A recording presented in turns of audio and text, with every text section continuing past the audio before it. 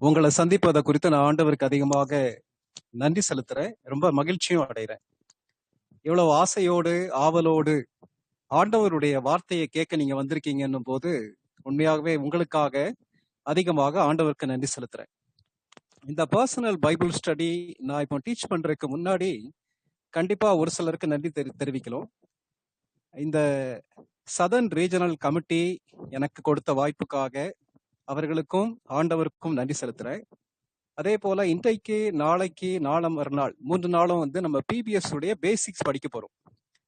இதுல நிறைய power point slide பார்க்க போறோம். இந்த பவர் பாயிண்ட் ஸ்லைடுக்காக யார் ஹெல்ப் பண்ணாங்கன்னா டாக்டர் எட்வின் ராஜ் அண்ணன் பல மணி நேரம் மோர் தென் 20 hours he spent for that preparation. அதனால தம்பி எட்வின் ராஜுக்கும் என்னுடைய மனமார்ந்த நன்றியை தெரிவிச்சுக்கிறேன். அதே போல இந்த பவர் பாயிண்ட் ஸ்லைட்ஸ் ஷேர் பண்ற தம்பி தினேஷ்க்கு நன்றியை தெரிவிச்சுக்கிறேன். உங்க எல்லாருக்கும் என்னுடைய நன்றியை தெரிவிச்சுக்கிறேன். ஒரு சின்ன ஜெபம் பண்ணிட்டு நம்ம தொடர்ந்து வேத ஆராய்ச்சிக்குள்ள போலாம். கண்களை மூடி தலைகளை தாழ்த்தி ஜெபிக்கலாம். பரிசுத்தமுள்ள ஆண்டவரே, இந்த அருமையான நாளின் சாயங்கால நேரத்திற்காக நன்றி செலுத்துகிறோம். இந்த ஆன்லைன் லீடர்ஷிப் சீரீஸ்ல கலந்து கொள்வதற்கு நீர் எங்களுக்கு கொடுத்த வாய்ப்புக்காக உமக்கு நன்றி செலுத்துகிறோம், துதிக்கிறோம். பலத்தினாலும் அல்ல, பராக்கிரமத்தினாலும் அல்ல, என்னுடைய ஆவியினாலே ஆகும் என்று வாக்கு பண்ணின தேவன் பரிசுத்த ஆவியானவர் உம்முடைய வசனத்தை எப்படி கற்றுக்கொள்ள வேண்டும் என்பதை நீர் எங்களுக்கு போதிக்க வேண்டும் என்று நாங்கள் ஜெபிக்கிறோம். எங்களுடைய அறிவு குறைவுள்ளது ஆண்டவரே, எங்களுடைய புரிந்து கொள்ளுதலும் குறைவுள்ளது. நீர் எங்களுக்கு கற்றுக் கொடுக்காவிட்டால் இந்த செஷன் ஆசீர்வாதமாக இருக்காது என்பதை உம்முடைய சமூகத்துல அறிக்கையிடுகிறோம். நீர் எங்களுக்கு கற்றுத்தாரும், கற்றுக்கொள்ள, அதை எங்களுடைய வாழ்க்கையில் கடைபிடிக்க, அதை நாங்கள் மற்றவர்களுக்கு கற்றுக் கொடுக்க கிருபை தாரும். எங்களுடைய எண்ணங்களை, எங்களுடைய செவிகளை, சிந்தனைகளை ஆண்டவரே, பேசுகிற என்னை கேட்கிற அருமையான நம்முடைய பிள்ளைகளை உம்முடைய ஆளுகைக்கு கீழே அர்ப்பணிக்கிறோம். நீர் மகிமைப்படும். இயேசுவின் நாமத்தில் வேண்டிக் கொள்கிறோம் பரமபிதாவே, ஆமென். பைபிள் ஸ்டடின்னு சொன்ன உடனே உங்களுக்கு ஒரு சிலருக்கு என்ன கேள்வி வரலான்னா, எனக்கு வேதத்தை குறித்து அந்த அளவுக்கு ரொம்ப தெரியாது. நான் குவைட் டைம் எடுப்பேன், பைபிள் வாசிப்பேன், ஆனா எனக்கு அந்த அளவுக்கு தெரியுமான்னு சொல்லி கேள்விகளோடு உட்கார்ந்து இருக்கக்கூடிய தம்பிமார் தங்கச்சிமார் இங்க இருக்கலாம். ஒரு நாள் ஒரு வாலிபன் ஆசையா தன்னுடைய பைபிளை எடுத்துக்கிட்டு சர்ச்சுக்கு போனான். அப்போ பிரசங்கம் ஆரம்பிச்சிருச்சு.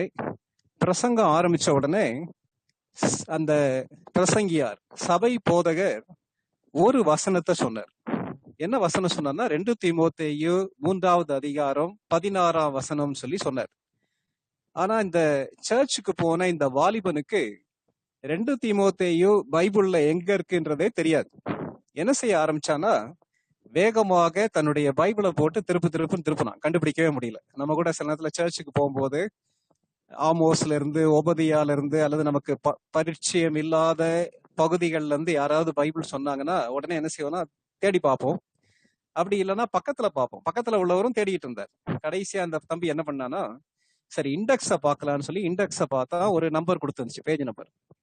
அந்த பேஜ் நம்பரை எடுத்துட்டு வேகமாக வேதாகமத்தை திருப்பி போய் பார்த்தா என்ன இருந்துச்சுன்னா, யோசுவான்ற புத்தகம் இருந்துச்சு. இவனுக்கு பயங்கர ஷாக் ஆயிடுச்சு. என்னடா அது, நம்ம தப்பா பார்த்துட்டோமோன்னு சொல்லிட்டு மறுபடியும் இண்டெக்ஸுக்கு போனா, ஐயோ அது புதிய ஏற்பாடு, பழைய ஏற்பாட்டுல போய் தேடிட்டோமேன்னு சொல்லி யோசித்து வேகமாக புதிய ஏற்பாட்டுல 2 தீமோத்தேய கண்டுபிடிச்சு அந்த வசனத்தை வாசிக்கலான்னு சொல்லி ஆரம்பிச்சான். புல்பீட்ல, பிரசங்க பீடத்துல நின்று கொண்டிருந்த அந்த பாஸ்டர் என்ன சொன்னார்னா, கர்த்தர் இந்த திருவசனங்களை ஆசீர்வதிப்பாராகன்னு சொல்லி முடிச்சிட்டாங்க. ஒரு வசனத்தை தேடுறதுக்கு முன்னாடி ஒரு பிரசங்கமே முடிஞ்சிருச்சேன்னு சொல்லி அந்த தம்பி நொந்து போயிட்டான். இப்படிப்பட்ட ஒரு நபராலே வேதத்தை கற்றுக்கொள்ள முடியுமா சொல்லி நம்ம கேட்கலாம். இவர் யார் தெரியுமா? பின் நாட்கள்ல இயேசு கிறிஸ்துவை தன்னுடைய சொந்த இரட்சகராக ஏற்றுக்கொண்டு ஆண்டவரால வல்லமையாக பயன்படுத்தப்பட்ட தேவனுடைய மனிதர் டுவைட் எல் மூடி, டிஎல் மூடின்னு சொல்லி நம்ம வரலாற்றுல படிக்கிறோம் இல்லையா? சரித்திரத்துல அநேகரை கிறிஸ்துவுக்குள்ள வழி நடத்தின உலகளாவிய ஒரு பெரிய வேத கலாசாலையை உருவாக்கின டிஎல் மூடியை பற்றி தான் நான் பேசிட்டு இருக்கேன். அதனால அதை கேட்டிருக்க அருமையான தம்பி தங்கச்சி, உண்மையான ஜெபத்தோட ஆண்டவரே எனக்கு கற்றுத்தாரோன்னு சொல்லி நீ கேட்பாயானா கண்டிப்பா நம்ம என்ன செய்யலாம், இதை கற்றுக்கொள்ளலாம். நம்ம படிக்கும்போது அப்படியே நம்ம பவர் பாயிண்ட் ஸ்லைடோட என்ன செய்யலாம், காரியங்களை கற்றுக்கொள்ளலாம். பவர் பாயிண்ட் ஸ்லைட்ஸை வந்து தினேஷ் அண்ணே ஷேர் பண்ணுவாங்க. Okay. Personal Bible study. Bible ஸ்டடியில வந்து இன்னைக்கு நிறைய விதமான விதங்கள் இருக்கு. ஆனா நம்ம இன்றைக்கு படிக்க போற காரியம் வந்து தனிப்பட்ட வேத ஆராய்ச்சி, தனி வேத ஆராய்ச்சி, பர்சனல் பைபிள் ஸ்டடி. நம்ம இதை படிக்கிறது எல்லாத்துலயும் நம்ம தீமா வச்சுக்கிற வேண்டிய காரியம் என்னன்னா, எஸ்ரா 7வது அதிகாரம் 10ஆம் வசனம் நமக்கு நல்லா தெரியும்.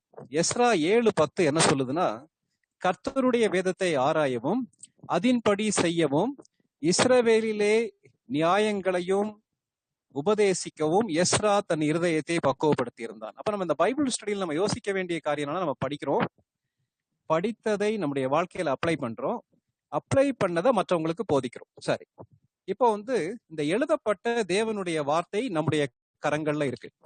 ஆனா இந்த பைபிள் வந்து எப்படி நமக்குள்ள போக முடியும், அல்லது இந்த வேதத்தை நாம் எப்படி அறிந்து கொள்ள முடியும்? 5 விதத்துல அறிந்து கொள்ளலாம். முதலாவது, கேட்பதின் மூலமாக நாம் அறிந்து கொள்ளலாம். சபைக்கு போகும்போது செய்தி கேட்கிறோம், இப்படிப்பட்ட முகாம்கள்ல நம்ம கேட்கிறோம், அல்லது ஆடியோ பைபிள் இருக்கு, ஆப் இருக்கு, மற்ற நண்பர்கள் மூலமாக அல்லது பிரேயர்ஸ் எல்லாம் கேட்கிறோம். ஆனா இதுல வந்து நம்ம மனசுல நிக்கிறது எவ்வளவு தெரியுமா? 30% தான். மற்றது மறந்துருது. நமக்கே கிளாஸ்ல பாடம் நடத்தும் போது எல்லாம் முடிச்சு கிளாஸை விட்டு வெளியே வரும்போது என்ன சார் நடத்தினாங்கன்னே டவுட் வருது இல்லையா? அதே மாதிரி மறக்க வாய்ப்பு இருக்கு. ஹியரிங்ல 30%. வேற எந்த விதத்துல படித்துக் கொள்ளலாம்? வாசிப்பதன் மூலமாக. வேதத்தை நம்ம தொடர்ந்து வாசிக்கலாம். ஜார்ஜ் முல்லர்ன்ற தேவனுடைய மனிதரை பற்றி நீங்க கேள்விப்பட்டிருப்பீங்க. அவர் முழங்கால்ல நின்று தன்னுடைய வேதாகமத்தை 200 முறைக்கு அதிகமாக வாசித்திருக்கிறார். ஒரு வருஷத்துக்கு 4 தடவை ஒரு வாசிப்பாராம். ஆண்டவரால வல்லமையாக பயன்படுத்தப்பட்ட ஒரு தேவனுடைய மனிதர். வேதத்துல மொத்தம் 1189 அதிகாரங்கள் இருக்கு. அருமையான தம்பி தங்கச்சி, நீ ஒரு நாளைக்கு நீயும் நானும் 4 அதிகாரம் வாசித்தோம்னா ஒரு வருஷத்துல இந்த பைபிளை வாசித்து முடிச்சிடலாம். நீ கொஞ்சம் யோசித்து பாரு, உன்னுடைய வயசு எத்தனை ஆச்சுன்னு சொல்லி யோசித்து பாரு. இந்த புத்தகம் பாவத்திலிருந்து உன்னை விளக்கும், அல்லது பாவம் இந்த புத்தகத்திலிருந்து உன்னை விளக்கும். வாசிக்க தீர்மானம் எடுப்பாயா? கேட்பதன் மூலமாக அறிந்து கொள்ள முடியும், வாசிப்பதன் மூலமாக அறிந்து கொள்ள முடியும். வேற என்ன செய்யலாம்? வேதத்தை தியானிப்பதன் மூலமாக நாம் அறிந்து கொள்ள முடியும். மெடிடேஷன். நம்ம UESI அல்லது EUல நமக்கு இருக்கக்கூடிய ஒரு பெரிய பிளஸிங் என்ன தெரியுமா? வேற எந்த இயக்கத்திலையுமே சொல்லிக் கொடுக்காத காலை நேர வேத தியானம், குயட் டைம், பைபிள் மெடிடேஷன், வேதத்தை தியானிப்பது. இந்த வேதத்தை தியானிக்க தியானிக்க தியானிக்க தேவனுடைய சாயல்ல நம்முடைய மனது மாறுகிறது. இப்படி நம்ம தியானிக்கும் போது 50% நம்முடைய மனதுல தங்குகிறதுன்னு சொல்லி உளவியல் நிபுணர்கள் சொல்றாங்க. சரி, அடுத்து வேற எந்த விதத்துல வேதத்தை அறிந்து கொள்ள முடியும்? ஆராய்ந்து படிப்பதன் மூலமாக அறிந்து கொள்ள முடியும். கேட்கும் போது நமக்கு எல்லாமே புரியாது, வாசிக்கும் போதும் எல்லாம் புரியாது, மெடிடேட் பண்ணும் போதும் ஒரு சில வசனங்களுக்கு அர்த்தம் புரியாது.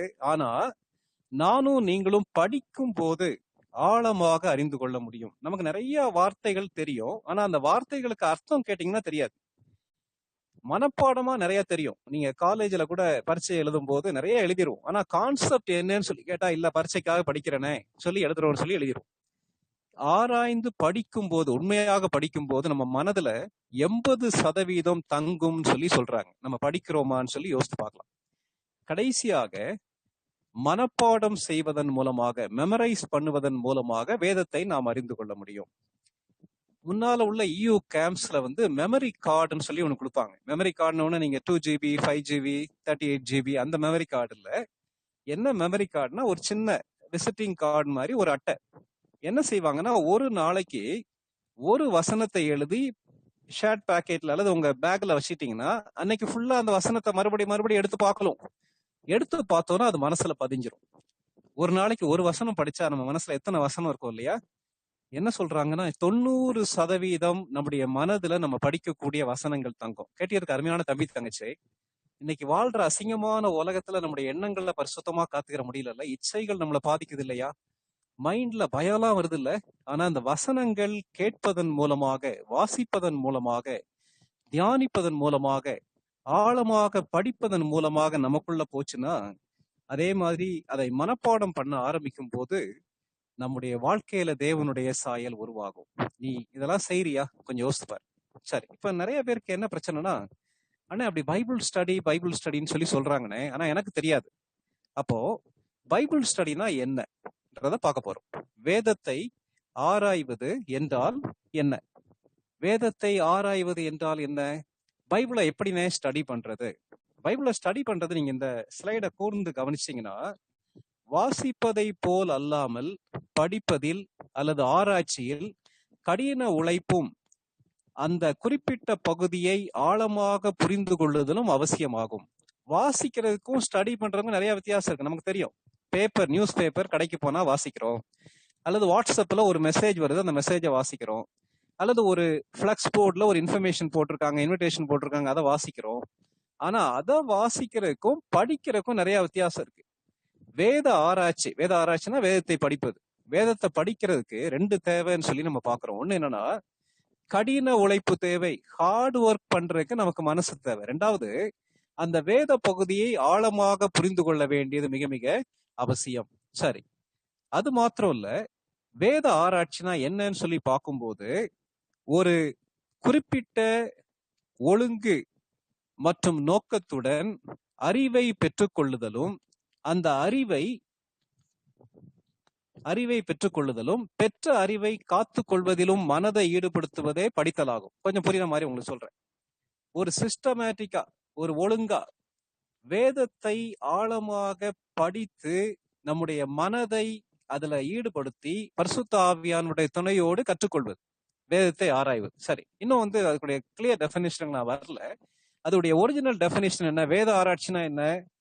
வேத ஆராய்ச்சினா என்ன அர்த்தம்னா, பைபிள் ஸ்டடினா ஒரு குறிப்பிட்ட வேத பகுதியின் பொருளை கண்டுபிடித்து அதை எழுதினவர் விளக்கியபடி புரிந்து கொண்டு அதை நம் வாழ்க்கையில் நடைமுறைப்படுத்துதலாகும். இதை நல்லா ஞாபகம் வச்சுக்கிறேன். என்னன்னா, இன்னைக்கு நம்ம கையில இருக்கக்கூடிய வேதாகமும் ஏறக்குறைய 1500 வருடங்கள் 40 விதமான மக்களால எழுதப்பட்ட புத்தகம்.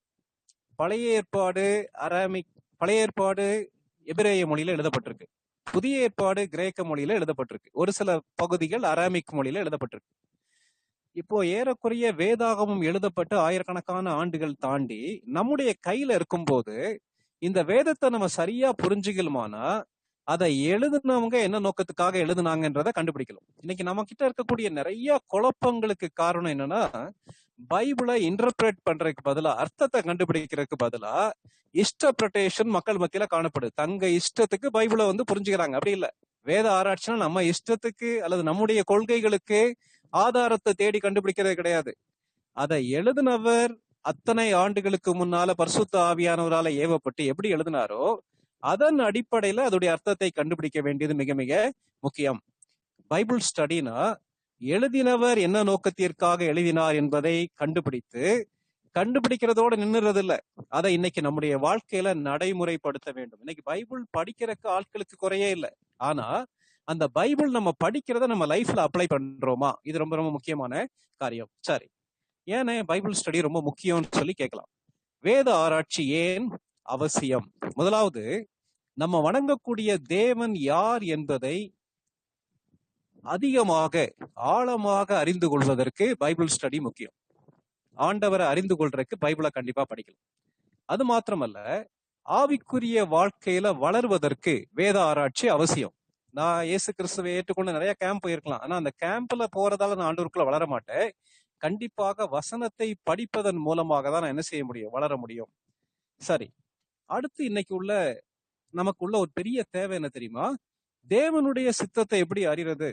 ஆனா நான் இப்ப படிச்சு முடிச்சிட்டேனே, பிஜி போறதா, வேலைக்கு போறதா, அல்லது நான் கோர்ஸ் எல்லாம் முடிச்சு வேலை கிடைச்சிருச்சு, அடுத்து யாரை திருமணம் பண்ணுவது? பொதுவாவே நம்ம யோசிக்கிறது வேலை, திருமணம், இது 2ல மாத்திரம் ஆண்டவருடைய சித்தத்தை யோசிக்கிறோம். அப்படி இல்ல தம்பி தங்கச்சி.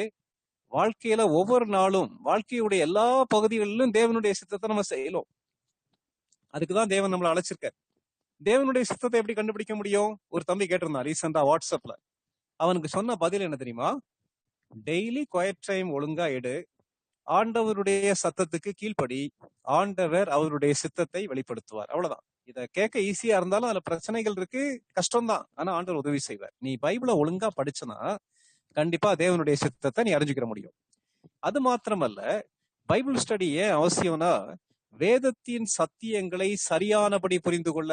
எனக்கு என்னைக்குமே இல்லாத அளவுக்கு தமிழ்நாட்டுல வேத வசனத்தை குழப்பக்கூடிய மக்களுடைய கூட்டம் நிறைய பெருகி போச்சு. என்னென்ன கள்ள உபதேசங்கள்லாம் வந்துகிட்டு இருக்கு.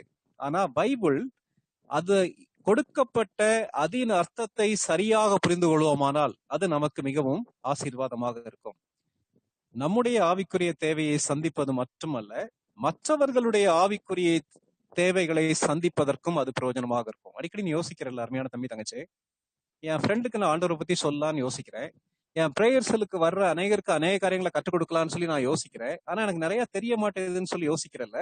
பைபிளை படிக்க படிக்க படிக்க அது நமக்குள்ள இருந்து பொங்கி வழிந்து அடுத்த ஆளை சந்திக்கும்.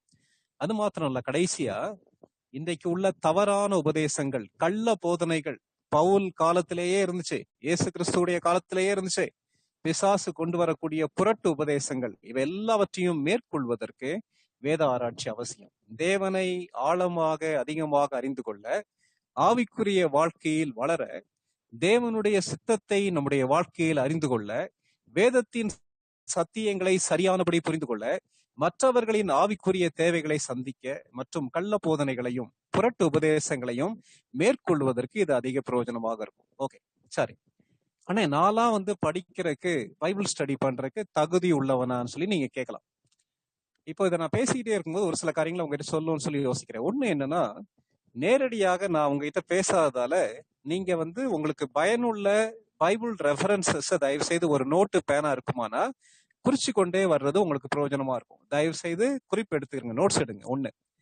ரெண்டாவது என்ன, எனக்கு டவுட் இருக்குண்ணே, சந்தேகம் இருக்கு, அந்த டவுட் கேட்க முடியுமான்னு சொல்லி நீங்க கேட்கலாம். இந்த செஷன் முடிஞ்ச பிறகு உங்களுடைய சந்தேகங்களுக்கு பதில் கொடுப்பதற்காக கண்டிப்பா நாங்க இருப்போம். அதனால நீங்க சந்தேகங்களை குறிச்சு வச்சுக்கிறங்க. நம்ம இந்த இன்னைக்குள்ள மீட்டிங் முடிந்த பின்பு, நாளைக்குள்ள மீட்டிங் முடிந்த பின்பு கண்டிப்பாக சந்தேகத்துக்கு பதில் கொடுக்க முடியும். நான் யார் தகுதியானவர்கள்? முதலாவது, மறுபடியும் பிறந்தவர்கள் தனி வேத ஆராய்ச்சிக்கு தகுதியானவர்கள். அருமையான தம்பி தங்கச்சி, இயேசு கிறிஸ்துவை சொந்த இரட்சகராக ஏற்றுக்கொள்ளாத ஒரு மனிதனுக்கு பைபிளை படிக்கலோன்ற ஆசையே இருக்காது. ஒண்ணு, பைபிளை படிச்சாலும் புரியாது. அதான் பைபிள்ல வாசிக்கிறேன். 1 கொரிந்தியர் 2வது அதிகாரம் 14ஆம் வசனத்துல, ஜென்ம சுபாவமான மனுஷனுக்கு தேவனுடைய ஆவிக்குரியவைகளை அவன் ஏற்றுக்கொள்ளவே முடியாது. அதெல்லாம் அவனுக்கு பைத்தியக்காரத்தனமா தோன்றும்.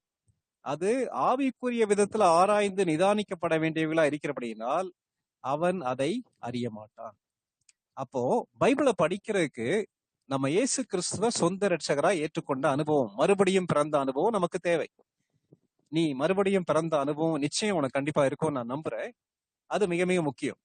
ரெண்டாவது, வேத வசனத்தை படிக்கணும்ன்ற ஒரு வாஞ்சை இருக்கலாம். இன்னைக்கு வாட்ஸ்அப்ல மெசேஜ பாக்குறதுக்கு, யூடியூப்ல வீடியோ பாக்குறதுக்கு, ஃபேஸ்புக்ல சாட் பண்றதுக்கு, அதுக்கு லைக் போடுறதுக்கு, இதுக்கு போடுறதுக்கு, அதை செய்யறதுக்கு, இதை செய்யறதுக்குலாம் நமக்கு நிறைய வாஞ்சை இருக்கு. ஆனா பைபிளை படிக்கிறதுக்கு வாஞ்சை இருக்குதா? இதை கேட்டு இருக்க அருமையான தம்பி தங்கச்சி, உனக்கு இன்ட்ரெஸ்ட் இல்லைன்னா நீ படிக்கவே முடியாது. அதான் 1 பேதுரு 2:3 வாசிக்கிறோம். பேதுரு என்ன சொல்றாரு? நீங்கள் வளரும்படி புதிதாய் பிறந்த குழந்தைகளை போல திருவசனமாகிய களங்கம் இல்லாத ஞானப்பாலின் மேல் வாஞ்சியா இருங்கள். எப்படி ஒரு சின்ன குழந்தை பாலுக்காக பசியில துடிக்குதோ, அவ்விதமாக ஒரு பசி, அவ்விதமான ஒரு தாகம் பைபிளை படிக்கிறதுக்கு நமக்கு இருக்கணும். எனக்கு இருக்கான்னு சொல்லி யோசித்து பார்க்கலாம். அந்த வசனங்களை வீட்டுல போய் படிச்சு பாருங்க. முன்னாடி நிறைய காரியங்கள் சொல்லியிருக்கு. ஆண்டவருக்கு பிரியமில்லாத காரியத்தெல்லாம் அழிக்காட்டா என் பசிய ஃபுல்லா அது போக்கிட்டு இருக்குமானா இந்த பசி வராது. மறுபடியும் பிறந்தவர்கள், வாஞ்சை நிறைந்தவர்கள். மூன்றாவது, கீழ்ப்படிய கூடிய மனதை உடையவர்கள்.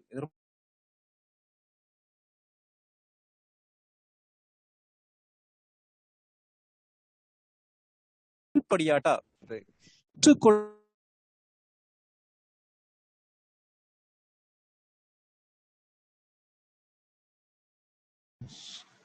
Hello uncle.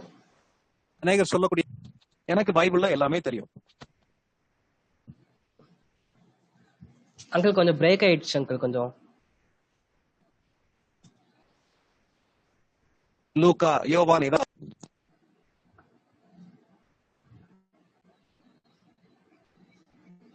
எல்லாம் தெரியும்ன்ற ஆட்டிடியூட்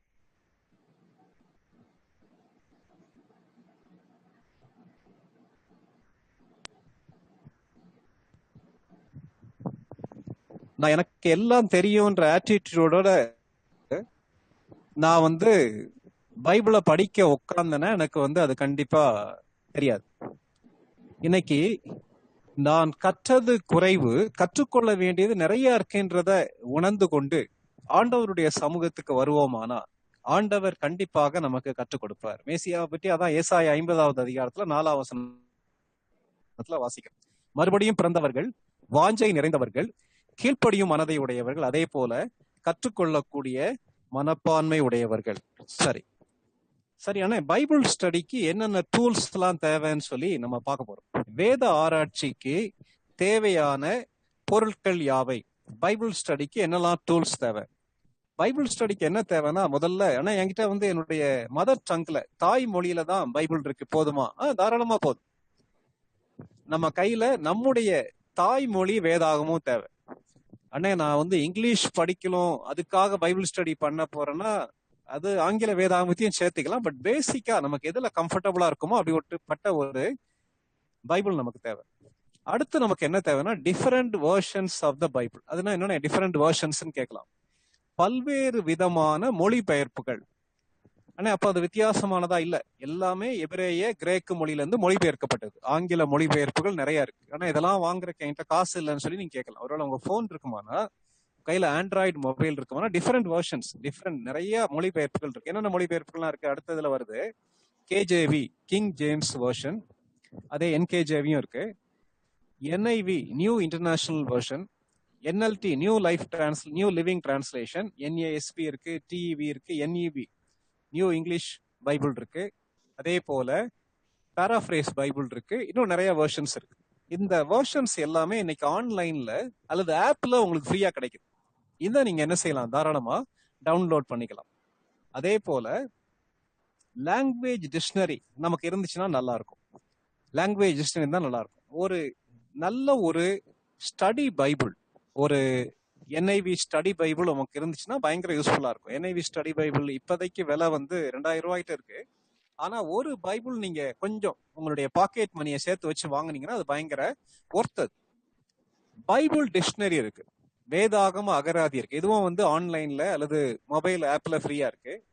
பைபிள் கமெண்ட்ரினா என்ன அர்த்தம்? வேதத்தை ஏற்கனவே ஆராய்ந்து அதை விளக்க உரையாக எழுதியிருக்கக்கூடிய விளக்க உரை. இப்போ பெஸ்ட் பைபிள் கமெண்ட்ரி எதுன்னு நீங்க கேட்கலாம். புதிய ஏற்பாட்டுக்கு வில்லியம் பார்க்லேவுடைய கமெண்ட்ரி இருக்கு, ஆன்லைன்ல ஃப்ரீயா இருக்கு.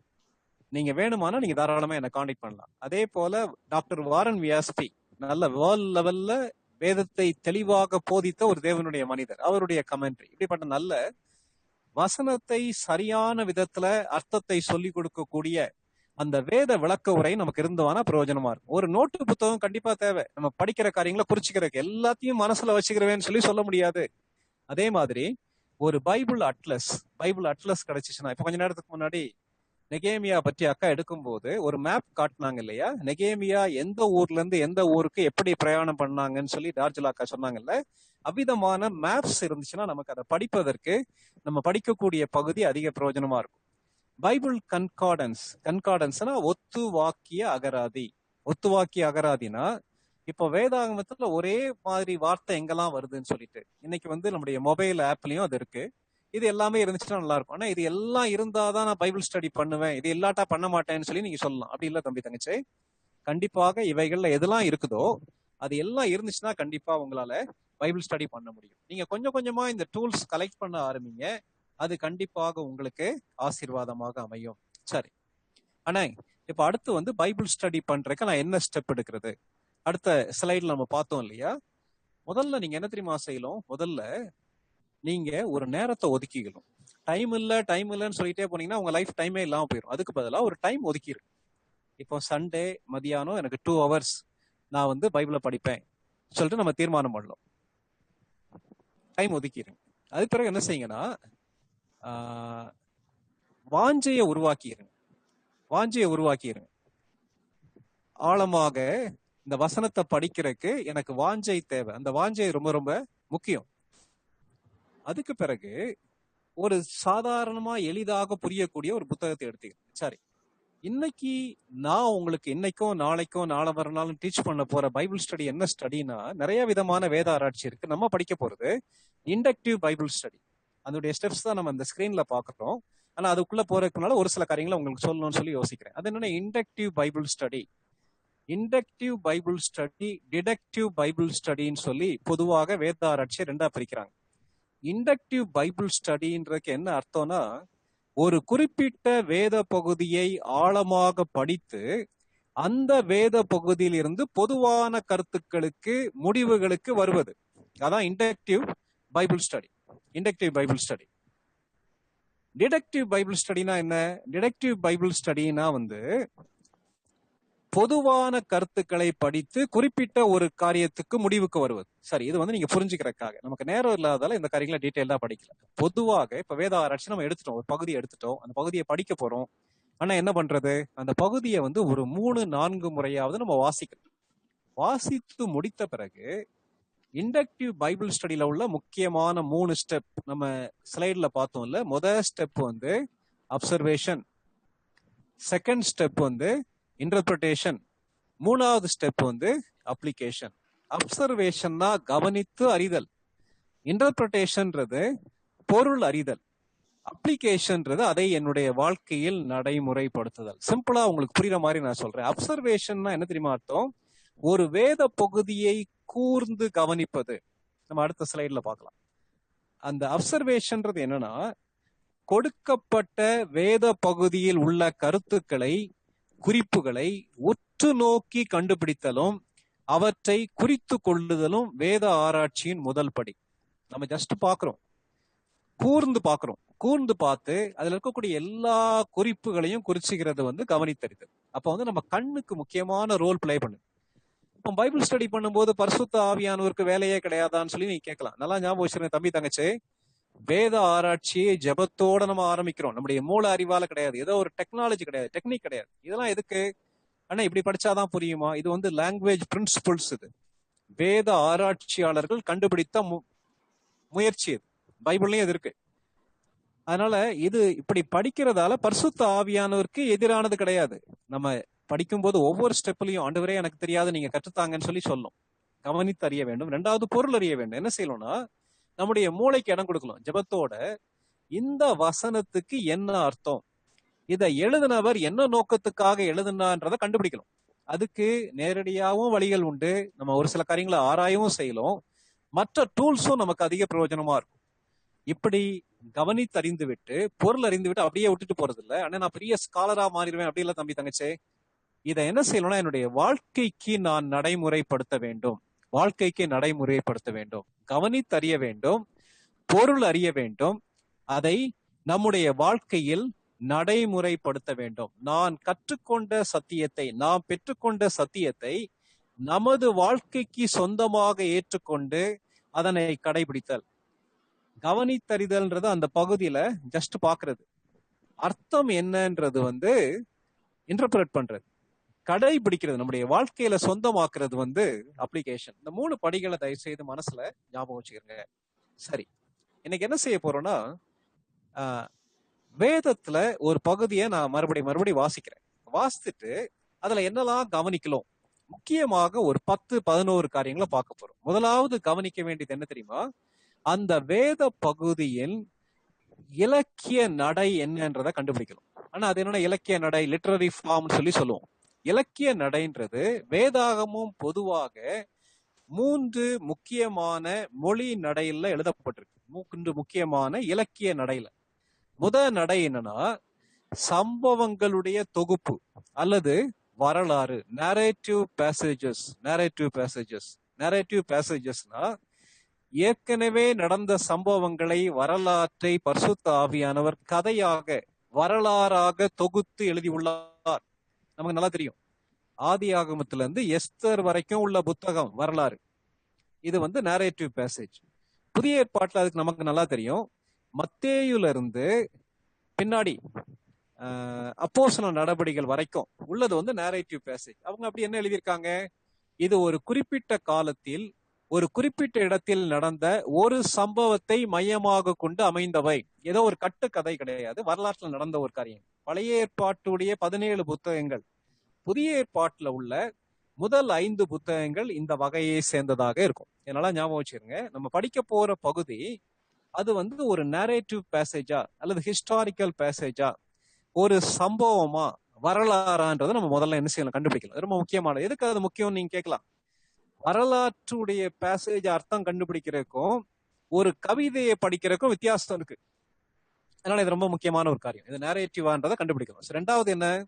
ரெண்டாவது போதனைகள். போதனைகள் முதலாவது சம்பவங்களின் தொகுப்பு. ரெண்டாவது நம்ம பார்க்கிறது போதனைகள், பிரசங்கங்கள் அல்லது நிருபங்கள். பைபிள்ல இருக்கக்கூடிய இன்னும் ஒரு லிட்டரரி ஃபார்ம் என்னன்னா, இன்னும் ஒரு மொழி நடை என்னன்னா போதனைகள், பிரசங்கங்கள். பிரசங்கங்கள் பைபிள்ல இருக்குதா? பழைய ஏற்பாட்டுல தீர்க்கதரிசிகள் அநேக தேவனுடைய வார்த்தையை அறிவிச்சிருக்காங்க. கர்த்தருடைய தூதுவர்கள். அது வந்து பழைய ஏற்பாட்டுல உள்ளது. புதிய ஏற்பாட்டுல இருக்குதா? இருக்கு. புதிய ஏற்பாட்டுல எல்லா நிருபங்கள் கடிதங்கள்னா அதுல வரக்கூடிய போதனைகள், ஒவ்வொரு திருச்சபைக்கும் ஒவ்வொரு தேவைக்கும் தக்கதாக எழுதப்பட்ட நிருபங்கள். அதே போல இயேசு கிறிஸ்துவுடைய மலை பிரசங்கம், மத்தேயு 5வது அதிகாரம், 6வது அதிகாரம், 7வது அதிகாரத்துல வாசிக்கிறோம் இல்லையா? இது எல்லா போதனைகள். ஒரு சம்பவத்தை படிக்கிறதுக்கும் ஒரு போதனையை படிக்கிறதுக்கும் நிறைய வித்தியாசமா இருக்கு. இந்த போதனைன்னு சொல்லி சொல்லும் போது ஒரு குறிப்பிட்ட கருப்பொருளை அல்லது சத்தியத்தை மையமாக கொண்டு கூறப்பட்ட போதனைகள் அல்லது அறிவுரைகள், இது வந்து முக்கியமானது. அப்ப நம்ம படிக்கிற பகுதி அது சம்பவமான்னு சொல்லி பார்க்கணும், அப்படி இல்லைன்னா அது வந்து போதனையான்னு சொல்லி பார்க்கணும். சரி, மூணாவது இன்னும் ஒரு மொழி நடை என்னன்னா கவிதை அல்லது செய்யுள் நடை. பைபிளுடைய ஸ்பெஷாலிட்டி என்ன தெரியுமா? ஒரு மொனாட்டனியா முதல்ல ஒரு கட்டுரை ஆரம்பிச்சு கடைசி வரைக்கும் கட்டுரை மாதிரி எழுதப்படாம அதுல சம்பவங்கள் இருக்கு, லைவா இருக்கு, அதுல போதனைகள் இருக்கு, அதுல கவிதை இருக்கு, அதுல செய்யுள் நடை இருக்கு, நிறைய காரியங்கள் இருக்கு. கவிதை நடையில எழுதப்பட்டிருக்கு. கவிதை நடைனா என்ன அர்த்தம்? அது அழகாக பாடல் வடிவுல எழுதப்பட்டிருக்கு. பைபிள்ல பாடல்கள் இருக்குதா? இருக்கு. நமக்கு சங்கீதம் மட்டும்தான் பாடல்கள்னு சொல்லி யோசிக்கிறோம். ஆனா மொழி நடைன்னு நீங்க பாத்தீங்கன்னா யோபு புத்தகத்துல இருந்து சாலமோனுடைய உன்னத பாட்டு அது வரைக்கும் உள்ள அந்த 5 புத்தகங்களும் பொயட்ரி, கவிதை அல்லது செய்யுள் நடையில எழுதப்பட்டிருக்கு. இந்த செய்யுளுக்கும் கட்டுரைக்கும் நிறைய வித்தியாசம் இருக்கு. கவிதையில என்ன தெரியுமா வரும்? தனிப்பட்ட உணர்வுகள்னா அப்படியே தாவீது நொந்து போய் எதிரிகளுடைய கைக்கு தப்பு வைக்கணும்னு சொல்லி ஓடி போயிருக்கும், தன்னுடைய வேதனையை அப்படியே பாடலா பாடுறாரு. தாவீது பாவத்துல விழுந்து நாத்தான் தீர்க்கதரிசி மூலமாக உணர்த்தப்பட்டு அந்த பாவத்தை குறித்து உணர்ந்து, ஐயோ நான் துர்க்குணத்திலே உருவானேன், என் தாய் என்னை பாவத்திலே கற்பம் தரித்தான்னு சொல்லி தன்னுடைய வேதனைகளை, தன்னுடைய உணர்வுகளை அப்படியே பரிசுத்த ஆவியானுடைய உதவியோட தேவனுக்கு தெரியப்படுத்துறாரு. அது வந்து கவிதை. அதே மாதிரி யோபு பத்தி நம்ம படிச்சிருக்கோம். யோபு அப்படியே வாழ்க்கையில எல்லாத்தையும் இழந்து அப்படியே கண்ணீரோட, ஆண்டவரே நான் பிறக்காம இருந்தா நல்லா இருந்திருக்குமே, எங்க தாயுடைய வயிற்றிலேயே செத்து போயிருந்தா நல்லா இருக்குமே சொல்லிலாம் சொல்றாருல. இதெல்லாம் உணர்வுகள், தனிப்பட்ட உணர்வுகள், உள்ளான எண்ணங்கள், அனுபவங்கள், இது எல்லாத்தையும் வந்து அந்த பொயட்ரி வந்து வெளிப்படுத்துது. அதுல என்ன இருக்கும்? கற்பனைகள் இருக்கும், உருவகங்கள் இருக்கும், உணர்வுகள் இருக்கும். ஒரு கவிதையை அப்படியே நம்ம நேரடியா நடைமுறைப்படுத்த முடியாது. ஃபார் எக்ஸாம்பிள், இப்ப வந்து யோபு தன்னுடைய பிறந்த நாளை சபிச்ச மாதிரி நானும் ஏண்டா இந்த உலகத்துல வாழ்ந்தேன்னு சொல்லி நம்ம சபிச்சோ அல்லது வாழ்க்கையே வெறுத்தோ வாழ்றதுக்கு அழைக்கப்படல. அதே மாதிரி சங்கீதங்கள் நமக்கு ஆறுதலாக இருக்கிற காரணம் அது உணர்வுகளின் அடிப்படையில் வரக்கூடிய புத்தகம். 3 விதமான மொழி நடையை பார்த்தோம். ஒண்ணு சம்பவம், 2வது உரைநடை, 3வது கவிதை. சரி, வேற என்ன காரியங்களை கவனிக்கலாம்? இன்னும் அநேக காரியங்களை கவனிக்க வேண்டியிருக்கு, வரிசையா பார்க்கலாம். முதல்ல வந்து மொழி நடை பார்த்தோம். 2வது என்ன பார்க்க போறோம்னா திரும்ப திரும்ப வரக்கூடிய வார்த்தைகள் அல்லது சொற்றொடர்கள். ஏற்கனவே திரும்பி திரும்பி வரக்கூடிய வார்த்தைகளை நம்ம கவனிக்கலாம்னு சொல்லி கேட்கலாம். ஒரு பகுதியை எடுத்து நம்ம படிச்சோம்னா அதுல வரக்கூடிய வார்த்தைகளை வச்சு அந்த பகுதியில யார் அடிக்கடி வராங்கன்றத கண்டுபிடிக்கலாம். ஒண்ணு. 2வது, அந்த பகுதியில எதுக்கு த்ரஸ்ட் கொடுத்திருக்காங்கன்றது நம்ம கண்டுபிடிக்கலாம். இப்போ வந்து லூக்கா 12வது அதிகாரம் 16ஆம் வசனத்துல இருந்து 21ஆம் வசனம் வரைக்கும் யாராவது நீங்க வாசிக்க முடியுமா? Any volunteer? லூக்கா 12 16ல இருந்து 21.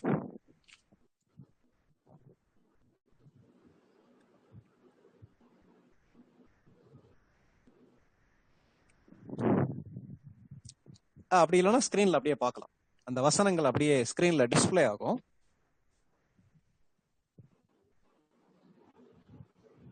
நீங்க உங்க கையில இருக்க வேதாபத்தை திருப்பி வச்சுக்கிறீங்க, அல்லது இந்த பகுதியை நீங்க கவனிங்க.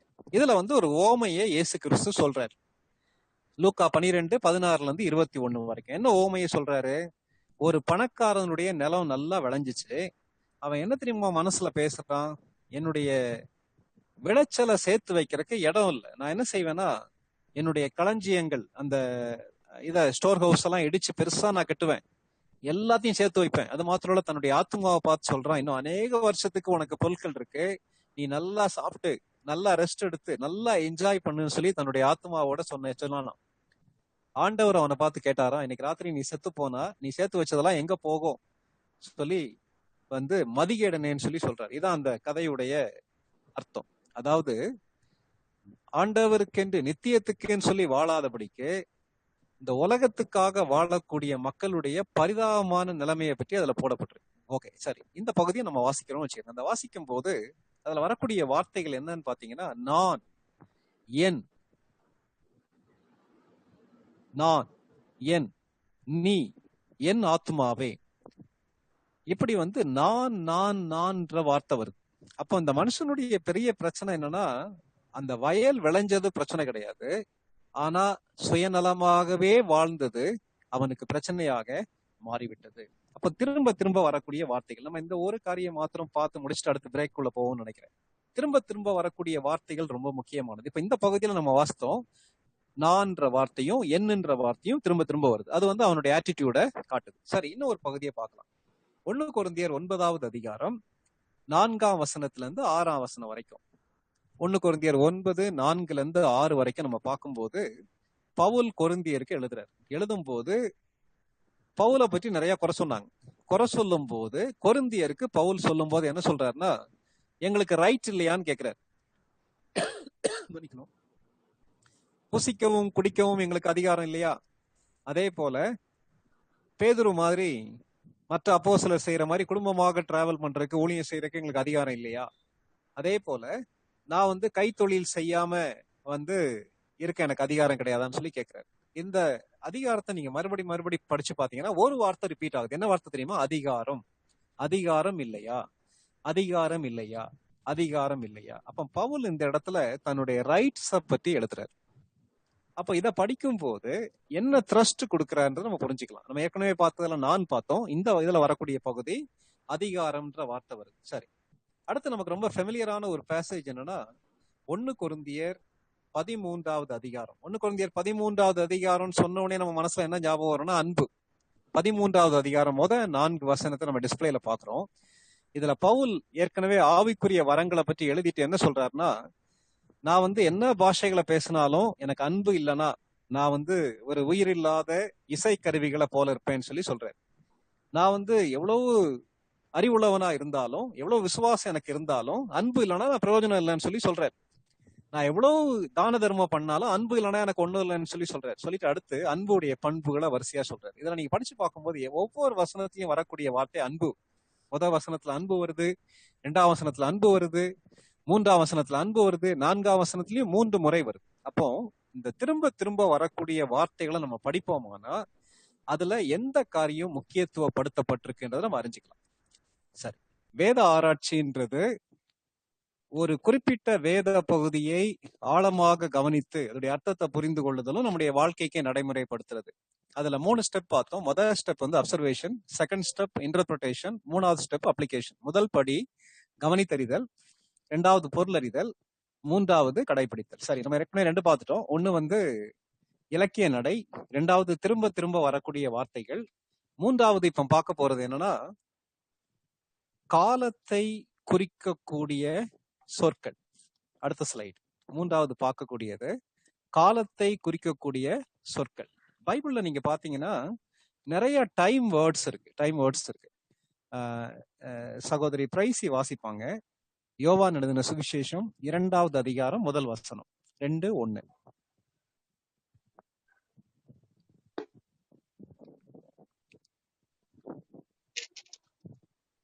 மூன்றாம் நாளிலே கலிலேயாவிலுள்ள கானா ஊரிலே ஒரு கல்யாணம் நடந்தது. இயேசுவின் தாயும் அங்கே இருந்தாள். இதுல வந்து தேங்க்யூமா.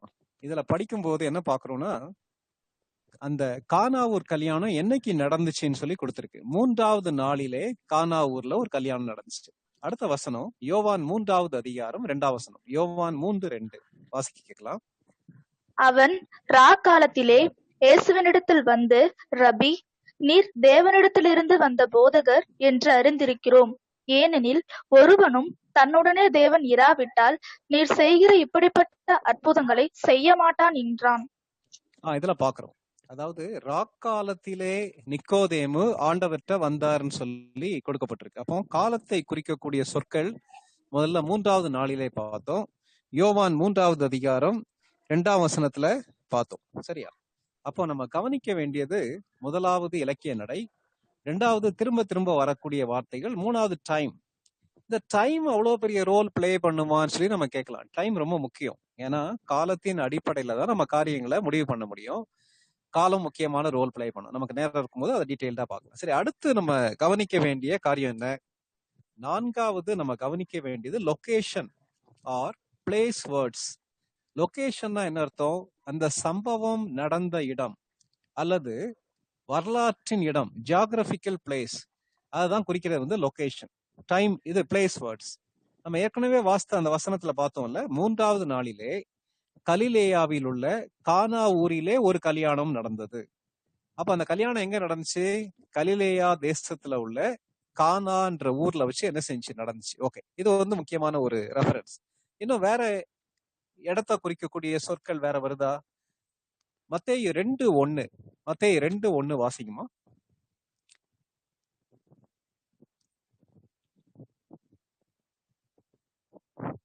சரி, நான் ஸ்கிரீன்ல தேர்றதால நான் வாசிக்கிறேன்.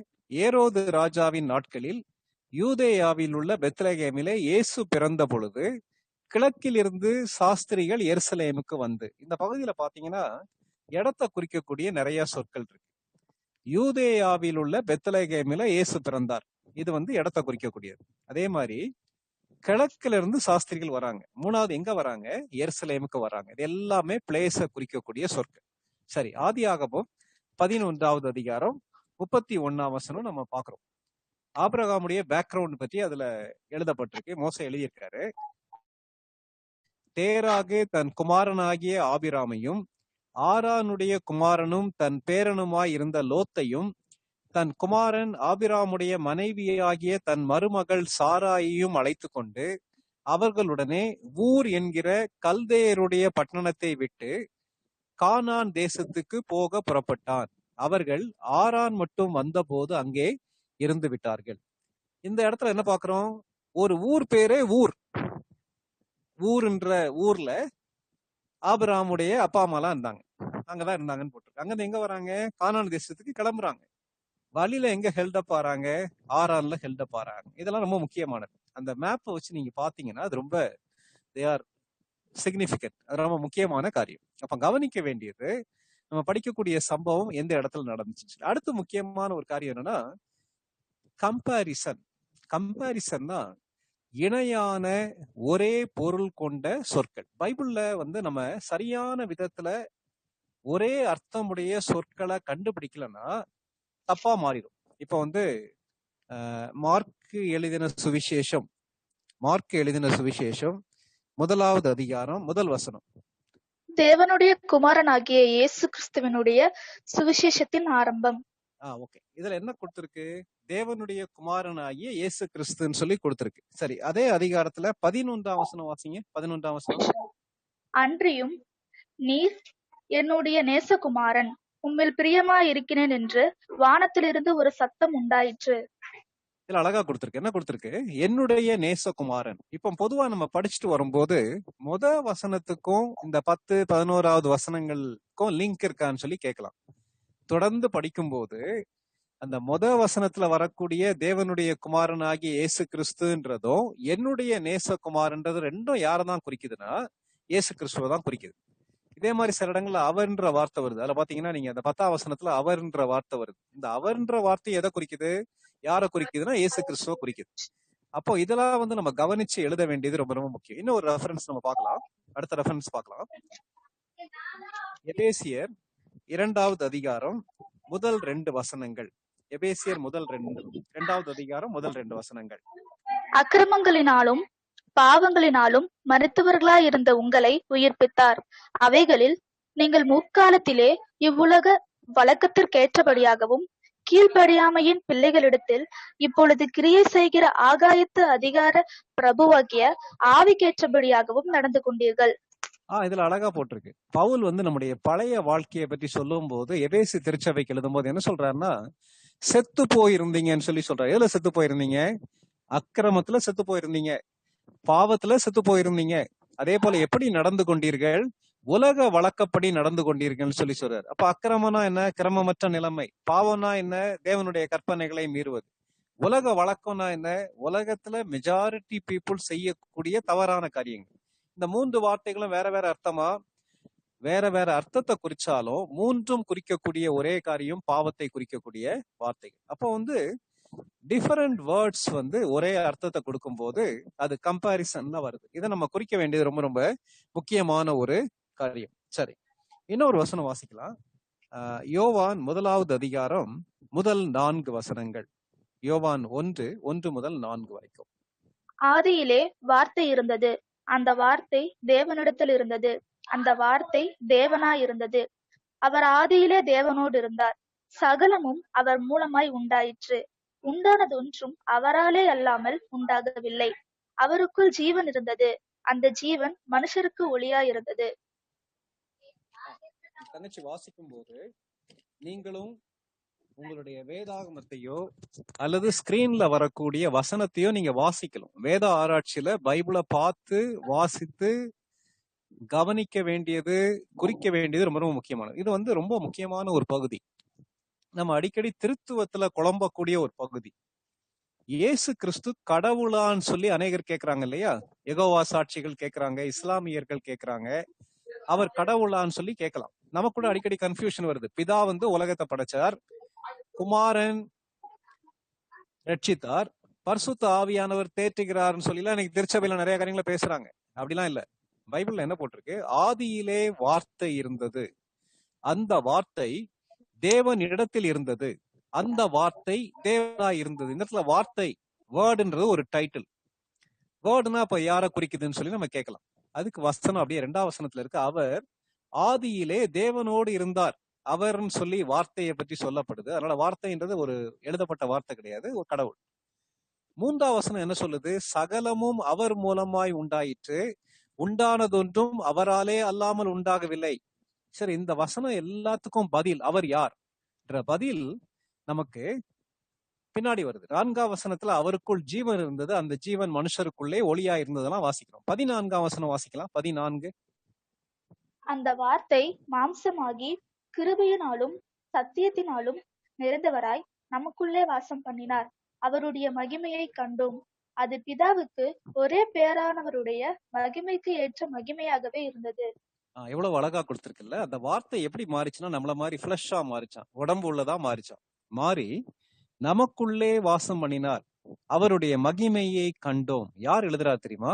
ஆண்டவருடைய மார்புல சாய்ந்திருந்த சீஷனாகிய யோவான் எழுதுறாரு. அப்ப இந்த வசனங்களை படிக்கும் போது அந்த வார்த்தைன்றது யாரை குறிக்குது? இயேசு கிறிஸ்துவ குறிக்குது. அவர் யாரை குறிக்கிறது? இயேசு கிறிஸ்துவ குறிக்குது. உலகத்தெல்லாம் உண்டாக்குனது யார்? அவர். ஜீவன் யாருக்குள்ள இருந்துச்சு? இயேசு கிறிஸ்துவுக்குள்ள இருந்துச்சு. மனுஷருக்கு ஒளியா இருந்தது யார்? இருக்கிறது யார்? இயேசு கிறிஸ்து. மாம்சமாகி இந்த உலகத்துக்கு மனிதர் மத்தியில ஹிஸ்டாரிக்கல் காட் வாழ்ந்தது யார்? இயேசு கிறிஸ்து. நேரடியாக யோவான் யாரை பார்த்தார்? ஒரு மாயையை பார்க்கல, இயேசு கிறிஸ்துவ பார்த்தார். அப்போ இந்த எல்லா வார்த்தைகளும் இயேசு கிறிஸ்துவ குறிக்குது. அவரால் இந்த இணையான ஒரே பொருள் கொண்ட வார்த்தைகளை குறித்து கொள்ள வேண்டியது ரொம்ப ரொம்ப முக்கியம். That is comparison. ஓகே, அடுத்து நம்ம பார்க்க போற காரியம் என்னன்னா, எதிர்மறையான வார்த்தைகள். That is contrast. கான்ட்ராஸ்ட்னா ஒன்றுக்கு ஒன்று எதிரானது. இப்போ எபேசியர் 4:9 வாசிக்கலாம். எபேசியர் 4:9. ஏறினார் என்பதாலே அவர் அதற்கு முன்னே பூமியின் தாழ்விடங்களில் இறங்கினார் என்று விளங்குகிறதல்லவா? இந்த இடத்துல எபேசு திருச்சபைக்கு பவுல் எழுதும் போது இயேசு கிறிஸ்துவ பற்றி எழுதுறாரு. என்ன எழுதுறாருன்னா, ஏறினார், அதே இயேசு கிறிஸ்து பூமியின் தாழ்விடங்களிலே இறங்கினார்னு சொல்லி எழுதுறாரு. இந்த ஏறினார் இறங்கினார்ன்றது எதிர்மறையான வார்த்தை. எபேசியர் 5:8. முற்காலத்தில் நீங்கள் அந்தகாரமாயிருந்தீர்கள், இப்பொழுதோ கர்த்தருக்குள் வெளிச்சமாயிருக்கிறீர்கள். வெளிச்சத்தின் பிள்ளைகளாய் நடந்து கொள்ளுங்கள். இந்த வசனங்களை படிக்கும் போது பவுல் மறுபடியும் சொல்றாரு, பழைய வாழ்க்கையில நீங்க எப்படி இருந்தீங்கன்னா இருட்டா இருந்தீங்க, இருட்டுல வாழ்ந்துகிட்டு இருந்தீங்க, பாவத்துல வாழ்ந்துகிட்டு இருந்தீங்க. இப்போ என்ன செஞ்சீங்கன்னா வெளிச்சத்துக்குள்ள வந்துட்டீங்க. நீங்க என்ன செய்யுங்க, வெளிச்சத்தின் பிள்ளைகளாய் வெளிச்சத்துல நடங்க, மறுபடியும் இருட்டுக்கு போகாதுங்கன்னு சொல்ற. ரெண்டு கான்ட்ராஸ்ட். அந்த காலத்துல இருந்த வாழ்க்கைக்கும் இன்னைக்கு வெளிச்சத்துல இருக்கக்கூடிய வாழ்க்கைக்கும் உள்ள வித்தியாசம். அடுத்து இன்னொரு ரெஃபரன்ஸ் பார்க்கலாம். மார்க்கு 1:13 வசனத்தை பார்க்கும்போது என்ன இருக்குன்னா, இயேசு கிறிஸ்து அந்த வனாந்தரத்துக்கு சாத்தானால சோதிக்கப்படுறதுக்கு தேவனால அனுமதிக்கப்படுறாரு. பரிசுத்த ஆவியானவர் அங்க கொண்டு போறாரு. அங்க பாத்தீங்கன்னா 40 நாள் இயேசு கிறிஸ்து சாப்பிடாம இருக்காரு, தண்ணி குடிக்காம இருக்காரு. அவருக்கு பசி உண்டாச்சு. அந்த டைம்ல சாத்தா வந்து அவரை சோதிக்கிறான். ஆனா அவர் வந்து எது மத்தியில இருந்தாரு, காட்டு மிருகங்கள் நடுவுல சஞ்சரித்திட்டு இருந்தார். ஆனா அதே நேரத்துல தேவதூதர்கள் வந்து அவருக்கு ஊழியம் செய்தார்கள். பெரிய கான்ட்ராஸ்ட். சாத்தானால் சோதிக்கப்பட்டார், தேவதூதரால் ஊழியம் செய்யப்பட்டார். இந்த கான்ட்ராஸ்ட் எதுக்கு முக்கியம்? ஒரு தீமை படிச்சுட்டே வரும்போது இந்த கான்ட்ராஸ்ட்ல வந்து அந்த தீம் மாறும். அல்லது ஒரு மனிதருடைய பண்புகளை படிக்கும் போது அவருடைய எதிர்மறையான பண்புகள், பாசிட்டிவான காரியங்களை நம்ம என்ன செய்யலாம், தாராளமா படிக்கலாம். இந்த கான்ட்ராஸ்ட் வந்து நம்ம கவனித்து குறித்து கொள்ள வேண்டிய காரியம். இன்னும் நிறைய ரெஃபரன்ஸ் இருக்கு, நமக்கு நேரம் இல்லாதால அடுத்ததுக்கு கடந்து போலாம். சரியா? 1 யோவான் 3:10 நம்ம பார்த்துட்டோம். அது தேவனுடைய பிள்ளைகள் பிசாசுடைய பிள்ளைகளை பற்றி அதுல கொடுக்கப்பட்டிருக்கு. ஓகே, அடுத்து நம்ம கவனிக்க வேண்டிய காரியம் என்ன? அடுத்து நம்ம கவனிக்க வேண்டிய காரியங்கள் அன்னோன் வேர்ட்ஸ், தெரியாத வார்த்தைகள். ஒரு தம்பி சொன்னான், அண்ணே பைபிள் ஃபுல்லாவே எனக்கு தெரிய மாட்டேங்குது, எல்லாமே அன்னோன் வேர்ட்ஸா இருக்குன்னு சொல்லி சொன்னான். இத நான் சொல்லிட்டே இருக்கும்போது உங்க மத்தியில ஒரு காரியத்தை சொல்லணும்னு சொல்லி நான் யோசிக்கிறேன். இன்றைக்கு நம்ம கையில இருக்கக்கூடிய பைபிள் வந்து பழைய மொழிபெயர்ப்பு. அதாவது அதுல வரக்கூடிய அநேக வார்த்தைகள் சான்ஸ்கிரிட் வேர்ட்ஸ், சமஸ்கிருத வார்த்தைகள் இருக்கு.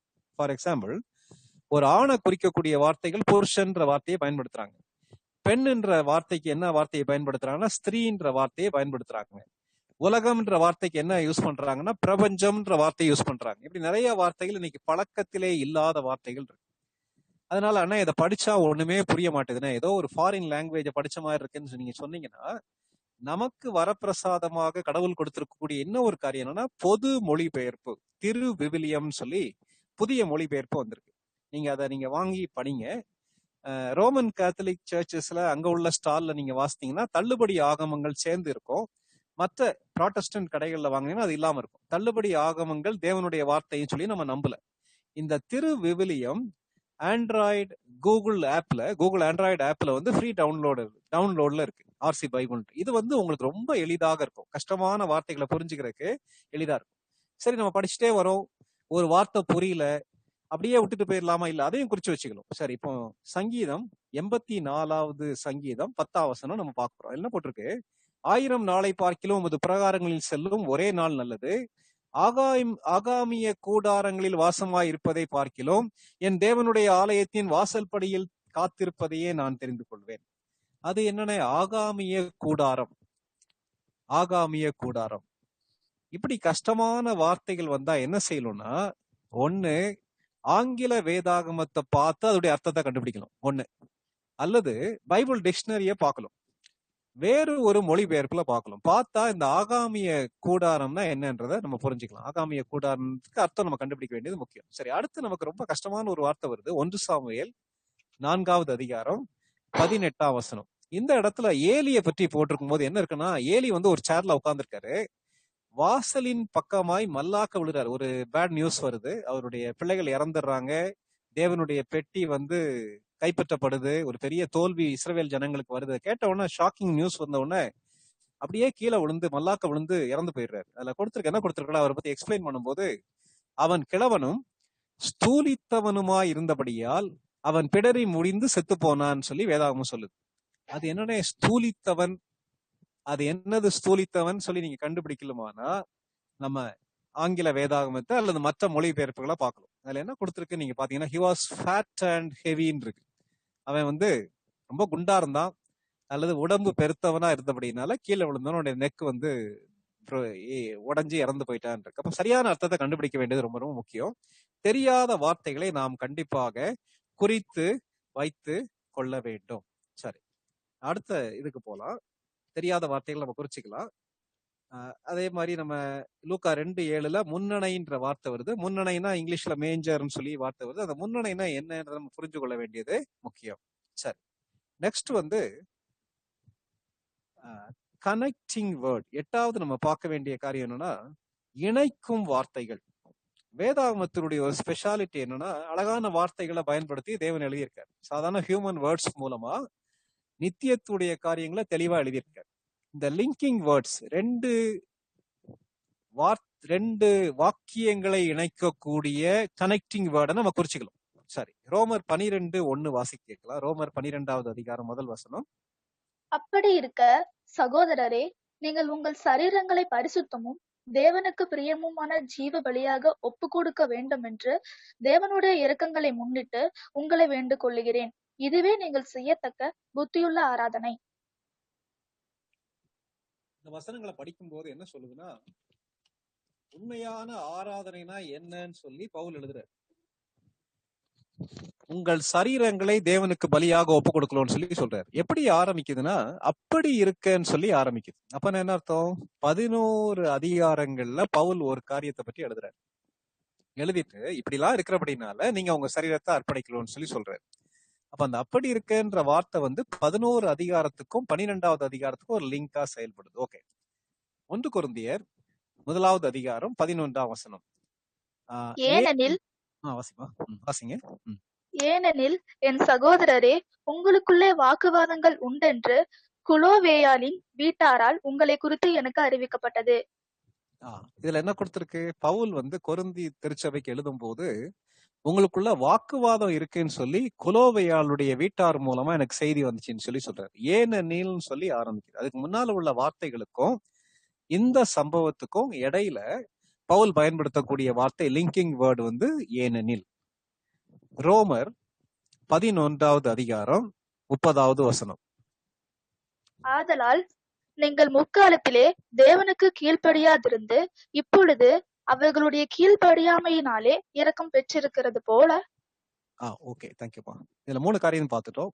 வசனத்துல வந்து அப்படி இருக்க, 2வது வசனத்துல ஏனெனில், 3வது ஆதலால். சரி, அதனால நம்ம வந்து இந்த இணைக்கும் வார்த்தைகளை கவனித்து குறித்து கொள்ள வேண்டியது முக்கியம். சரி, அடுத்து ஒரு இன்ட்ரெஸ்டிங்கான ஒரு டாபிக் உள்ள போறோம். 9வது பாயிண்ட் பார்க்கலாம்.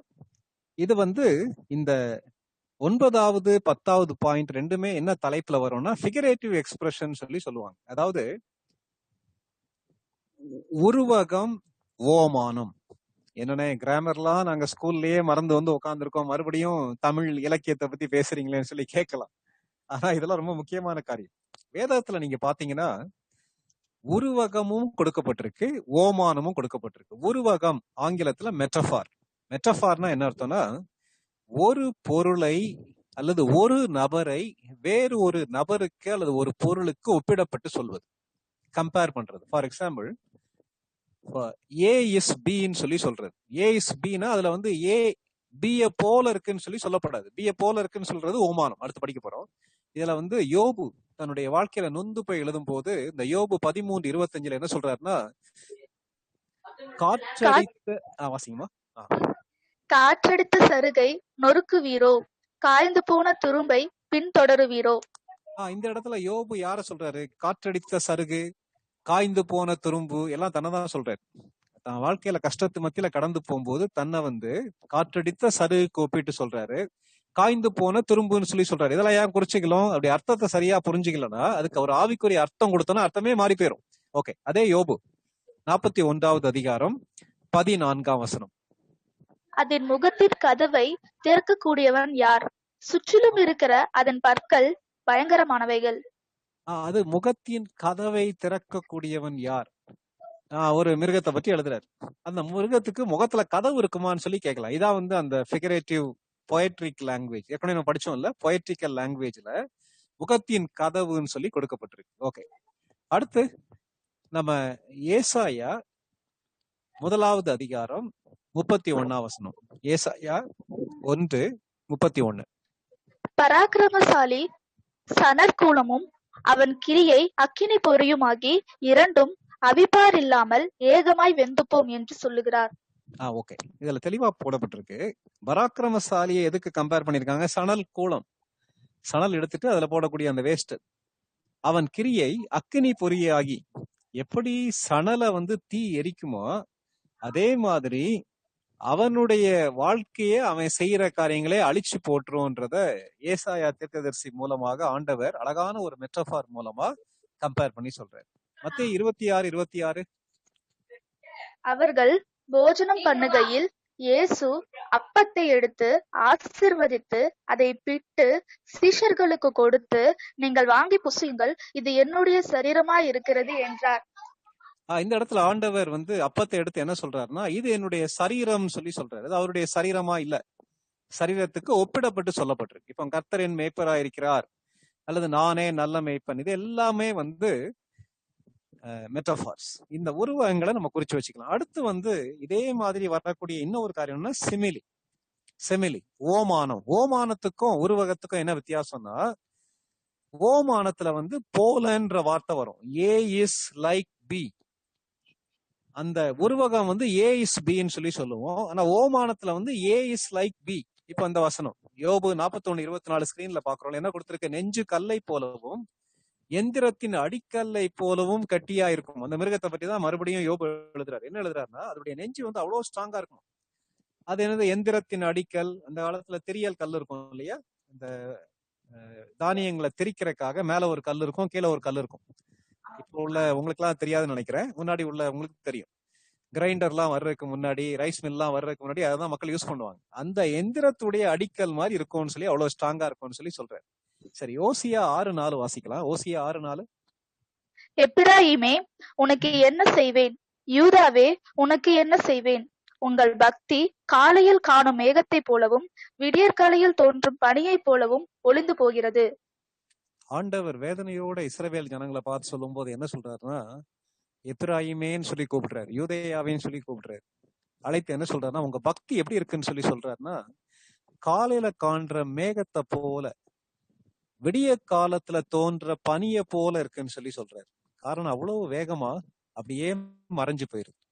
ஆண்டவர் அழகான ஒரு சிமிலி எடுத்து, ஓமானத்தை எடுத்து தன்னுடைய வேதனையை அப்படியே கவிதையாக ஆண்டவர் வெளிப்படுத்துகிறார். இதுல வேற இன்னொரு ரெஃபரன்ஸ் வாசிக்கலாம். ஏசாயா 59வது அதிகாரம் 11ஆம் வசனம். ஏசாயா 59:11. நாங்கள் அனைவரும் கரடிகளைப் போல உருமி புறாக்களைப் போல கூவி கொண்டிருக்கிறோம். நியாயத்துக்கு காத்திருந்தோம், அதை காணோம். ரட்சிப்புக்கு காத்திருந்தோம், அது எங்களுக்கு தூரமாயிற்று. எவ்வளவு அழகா சொல்லப்பட்டிருக்குல்ல. வேதனையோடு ஆண்டவருடைய சமூகத்துல ஏக்கங்களை சொல்றது எதுக்கு ஒப்பிடப்பட்டிருக்குன்னா, கரடிகளை போல உரிமை கொண்டிருந்தோம், புறாக்களை போல நாங்கள் கூவி கொண்டிருக்கிறோம் சொல்லி கரடிக்கும் புறாக்களுக்கும் உதாரணமா சொல்லப்பட்டிருக்கு. இந்த ஓமானம் எவ்வளவு அழகா சொல்லப்பட்டிருக்குல்ல. ஆண்டவர் அழகான வார்த்தைகளை பயன்படுத்தி அழகான உதாரணங்களை பற்றி எழுதி. இதை நம்ம என்ன செய்யணும்னா பார்த்து குறிச்சுக்கலாம். 9 காரியங்களை பார்த்துட்டோம். அடுத்து 10வது காரியத்துக்குள்ள நம்ம போலாம். 10வது நம்ம கவனிக்க வேண்டியது என்னன்னா, இதுல நமக்கு நேரம் இல்லாதால ரொம்ப டீட்டெயில்டா பார்க்கல. Grammar, mark grammar words. இதுல நீங்க பார்க்கும்போது இதுல வரக்கூடிய வினை சொற்கள், பெயர் சொற்கள், அந்த காரியங்கள்லாம் குறிச்சிக்கலாம். அல்லது வரக்கூடிய டென்ஸ், அது என்ன காலத்துல இருக்கு, கடந்த காலத்துல இருக்கா, நிகழ்காலத்துல இருக்கா, எதிர்காலத்துல இருக்குதா, இன்னும் நிறைய வினை சொற்கள் அதெல்லாம் இருக்கு. நமக்கு அது நேரம் இல்லாததால அதை நம்ம டீட்டெயில்டா படிக்கல. அடுத்த பகுதிக்கு நம்ம கடந்து போகலாம். 11வது கவனிக்க வேண்டியது மூட் ஆஃப் த பேசேஜ். இது ரொம்ப முக்கியமான காரியம், கவனிச்சுக்கிறீங்க. அந்த வேத பகுதியை எழுதினவருடைய மனநிலை, அவருடைய மனநிலை அந்த வேத பகுதியில அப்படியே பிரதிபலிக்கும். நல்லா நம்ம திருப்பி ஞாபகம் வச்சுக்கிற வேண்டிய காரியம் என்னன்னா, இந்த வேத பகுதியின் மனநிலை, மூட் ஆஃப் த பேசேஜ் எதுல வரும்னா, ஒன்லி ஃபார் பொயட்ரியில தான் வரும், மற்றதுக்கு வராது. கவிதையில பாடல்கள்ல மட்டும்தான் வரும். ஆசிரியர் வார்த்தைகளை உபயோகிக்கும் விதம், தன் கருத்தை வெளிக்கொண்டு வரும் விதம், அதுல என்னெல்லாம் வரும்? எச்சரிப்பு இருக்கலாம், நம்பிக்கை இருக்கலாம், உற்சாகப்படுத்துதல் இருக்கலாம், அல்லது போற்றுதல் இருக்கலாம். அதுல ஒரு சில உதாரணங்கள் நம்ம பார்க்கலாம். சங்கீதம் 51 அவங்க நல்லா தெரியும். தாவீது பத்சேபாலோட பாவத்துக்கு உட்பட்ட உடனே நாத்தான் தீர்க்கதரிசி அவர்கிட்ட போறார். போய் அவருடைய பாவத்தை உணர்த்துறார். உணர்த்தின உடனே தன்னுடைய பாவத்தை உணர்ந்து வேதனையோடு பாடின பாட்டு சங்கீதம் 51. அதுல இருக்கக்கூடிய ஒவ்வொரு வார்த்தைகளும் தன்னுடைய குற்ற மனசாட்சிய அப்படியே வேதனையை வெளிப்படுத்துறாரு, துக்கத்தோட பாடுறாரு. தன்னுடைய பாவத்தை அறிக்கையிட்டு தேவனுடைய சமூகத்துல அப்படியே தன்னை அர்ப்பணிக்கிறார். இந்த சங்கீதத்தை வாசிக்கும் போது நானும் நீங்களும் தேவன் நம்முடைய பாவத்தை உணர்த்தும் போது அதே விதமாக பாவத்தை எடுத்துக்கிட்டு எவ்வளவு வேதனையோட எவ்வளவு துக்கத்தோட தாவீது அறிக்கையிடுறாரோ அதே மாதிரி அறிக்கையிட அழைக்கப்படுறோம். இது அந்த மூட் ஆஃப் த பேசேஜ். சங்கீதம் 32 நீங்க படிச்சு பாத்தீங்கன்னா நம்பிக்கையோட சொல்ற.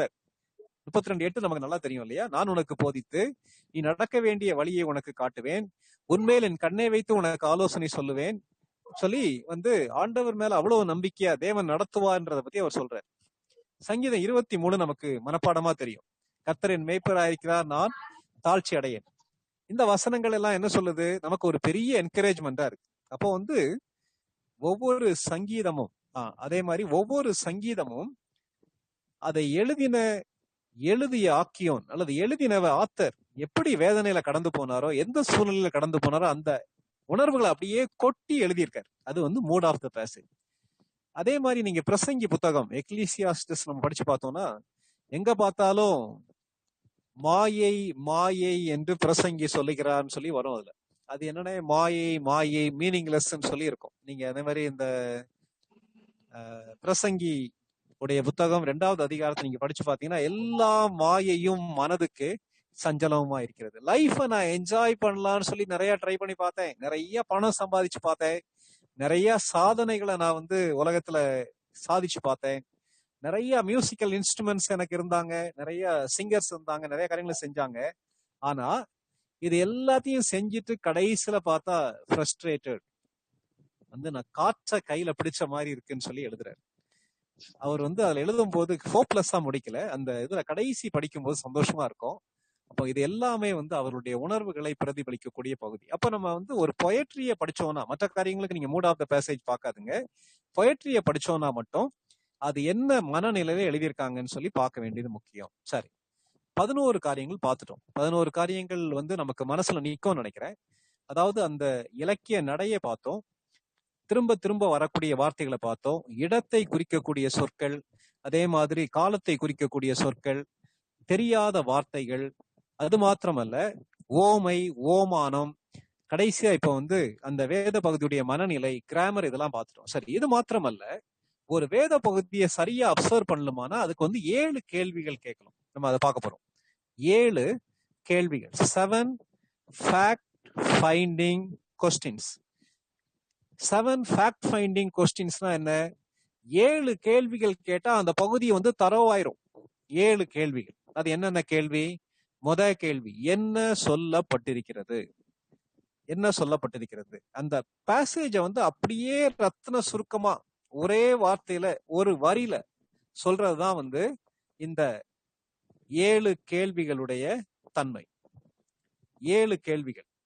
முதலாவது, என்ன சொல்லப்பட்டிருக்கிறதுன்னு சொல்லி இருக்கு.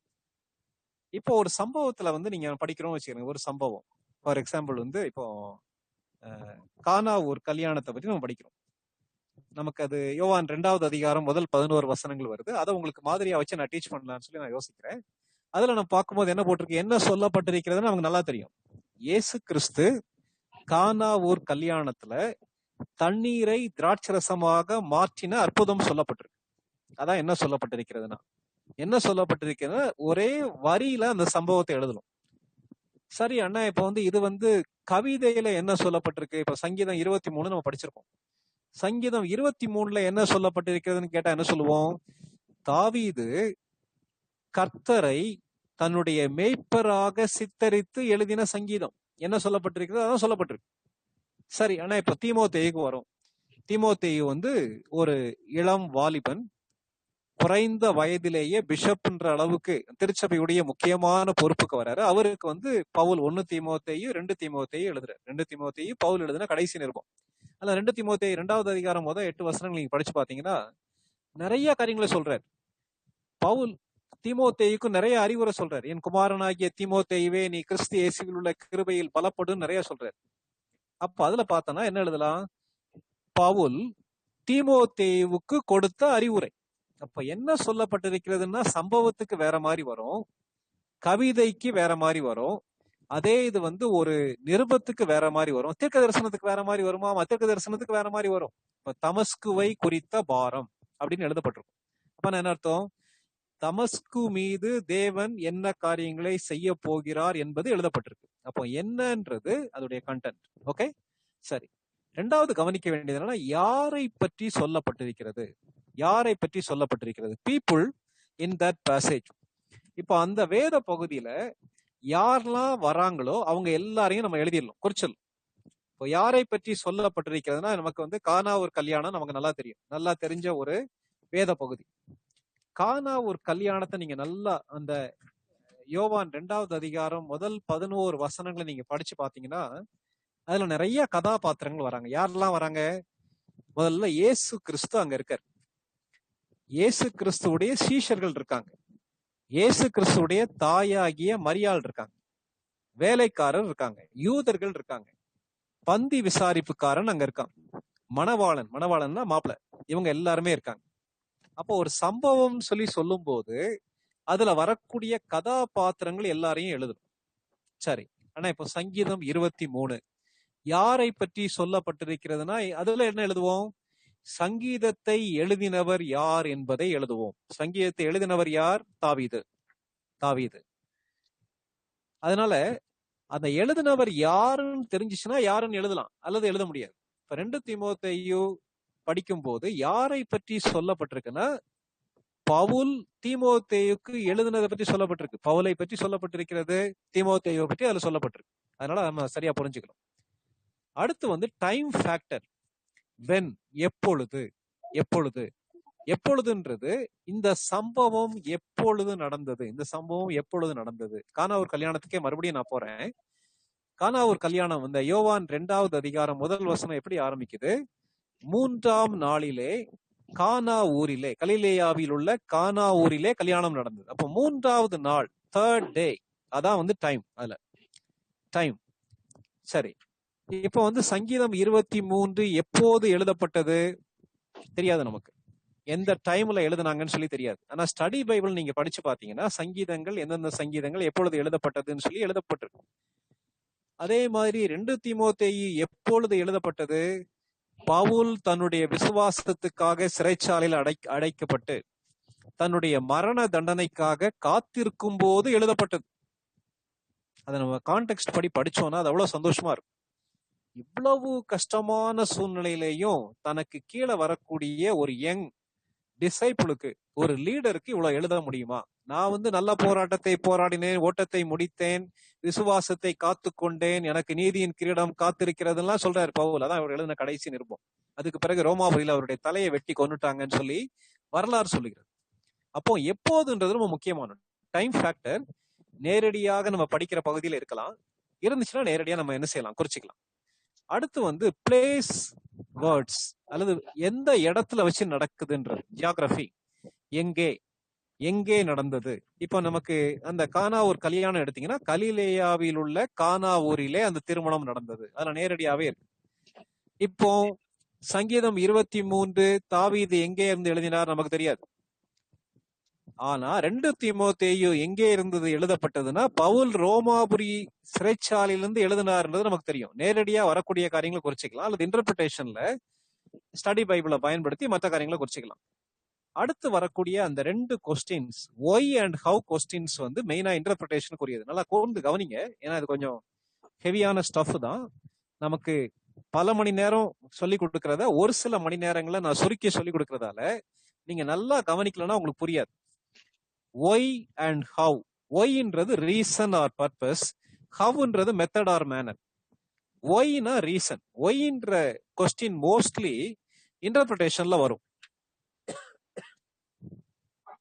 இதுல நேரடியா நம்ம பார்த்தோம்னா ரீசன் எழுதலாம். இப்ப வந்து இயேசு கிறிஸ்து கானாவூர் கல்யாணத்திலே ஏன் தண்ணீரை திராட்சை ரசமாக மாற்றினார், முதல்ல பார்த்து எழுத முடியாது.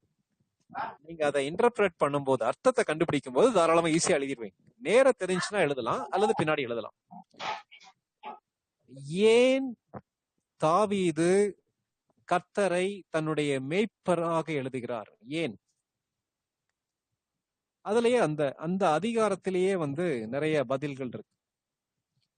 ஏன் பவுல் தீமோத்தேயுவுக்கு இப்படிப்பட்ட ஒரு கடிதத்தை எழுதுகிறார்? அந்த கடிதத்திலேயே பதில் இருக்கு. பவுல் தீமோத்தேயுவை அதிகமாக நேசித்தார். தன்னோட அந்த காஸ்பல் சுவிசேஷம் முடிந்து விடக்கூடாது, தலைமுறை தலைமுறையாக தொடர வேண்டும், திருச்சபைக்கு தொடர வேண்டும். பாடுகள் வந்தாலும் உபத்திரவம் வந்தாலும் நற்செய்தியை யாரும் தடுத்து நிறுத்தக்கூடாது. தீமோத்தேயுவே, நற்செய்திக்காக சுவிசேஷத்துக்காக நான் கட்டப்பட்டிருக்கேன், நீயும் தீங்கு அனுபவி. நான் கிரயத்தை செலுத்தினபடியினால சுவிசேஷம் இன்னைக்கு வரைக்கும் பரவி இருக்கு, நீயும் உன்னுடைய கடமையை செய்ய வேண்டும்னு சொல்லி எழுதுற. அதனால ஒய்ன்றது அது ரீசன். Have எப்படின்றது method. நமக்கு இதுல வந்து ஹவ்ன்றது கொடுத்திருக்கு. கானா ஒரு கல்யாணத்தை நீங்க பாத்தீங்கன்னா ஒவ்வொரு அற்புதத்தையும் ஆண்டவர் வேற வேற விதத்துல செய்யறாரு. இந்த இடத்துல கானா ஒரு கல்யாணத்துல எப்படி இந்த அற்புதம் நடைபெறுகிறது? அந்த வேலைக்காரங்க ஆண்டவர் சொன்னதெல்லாம் செஞ்சாங்க. ஆண்டவருடைய வல்லமையினால அந்த சம்பவம் நடக்குது. அந்த இடத்துல சங்கீதம் 23 தாவீது எழுதும் போது ஹவ்னு சொல்லி சொன்னா, ஒரு மேய்ப்பனுக்கும் ஒரு ஆட்டுக்கும் உள்ள உறவை தாவீது தனக்கும் தேவனுக்கும் உள்ள உறவாக அழகாக அவர் வந்து எக்ஸ்பிளைன் பண்றாரு. அது ரொம்ப முக்கியமான ஒரு காரியம். அது வந்து மெத்தட் ஆர் மேனர். ஓகே, அடுத்தது சோவாட்ன்றது கடைசியாக என்ன விளைவு? ஒரு சம்பவம் நடக்குதுன்னா அந்த சம்பவத்துடைய கடைசி விளைவு, கானா ஒரு கல்யாணத்துடைய கடைசி விளைவு நீங்க என்ன பாத்தீங்கன்னா, கடைசி வசனங்களை நீங்க படிச்சு பாத்தீங்கன்னா, இவ்விதமாக இயேசு கிறிஸ்து தன்னுடைய முதலாவது அற்புதத்தை கானா ஊரிலே செய்து தன்னுடைய மகிமையை வெளிப்படுத்தினார்னு சொல்லி இருக்கும். அவருடைய சீஷர்கள் அவர் மீது விசுவாசம் வைத்தார்கள். அதான் அதோடைய ரிசல்ட், என் ரிசல்ட் அல்லது சோவாட் ரிசல்ட். ஓகே, அதே மாதிரி 23ஆம் சங்கீதத்துல என்ன விளைவு நீங்க பாத்தீங்கன்னா, கர்த்தர் எனக்கு மேய்ப்பரா இருக்கும்போது என்ன நடக்கும்னு சொல்லி அவர் எழுதுறாரு. அது முக்கியமான காரியம். 2 தீமோத்தேயுல பவுல் எழுதும் போது தீமோத்தேயுடைய வாழ்க்கையில என்ன விளைவு நடந்துச்சு நேரடியாக சொல்லப்படல. 1 கொரிந்தியர் எழுதும் போது பவுல் ஒரு பாவத்தை குறித்து எழுதுறாரு. அந்த பாவத்துல இருந்து மக்கள் மனம் திரும்பினதை பாராட்டி அவர் 2 தீமோத்தேயுல எழுதுறாரு. அதனால சோவாட்ன்றது ரிசல்ட்.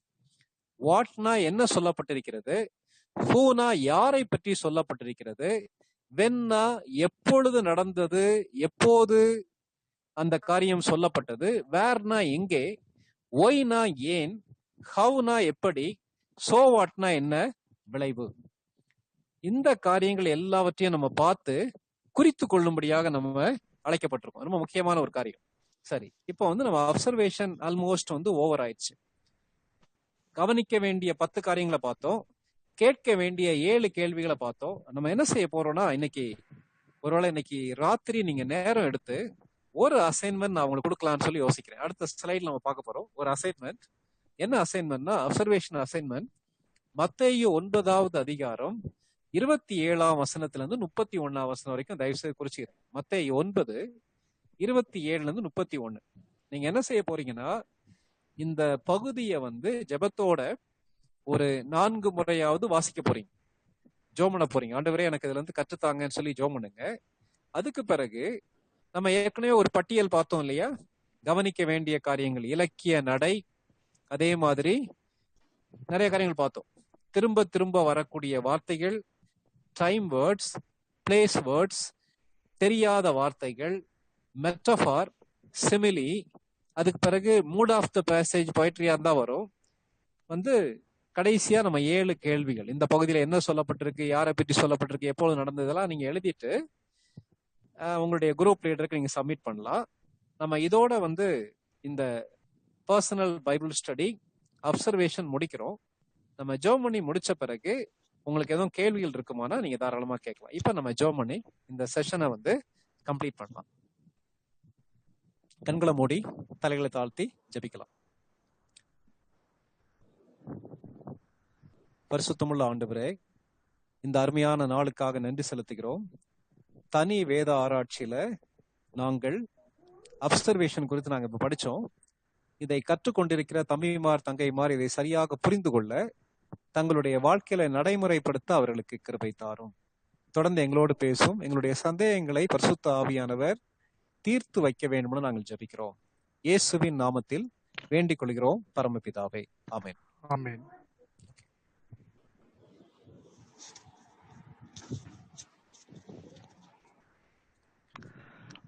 இந்த கொடுத்திருக்கிற அசைன்மெண்ட் நம்ம எழுதிக்கலாம். மேத்யூ 9:27-31. மத்தேயு 9வது அதிகாரம் 27வது வசனத்திலிருந்து 31வது வசனம் வரைக்கும்.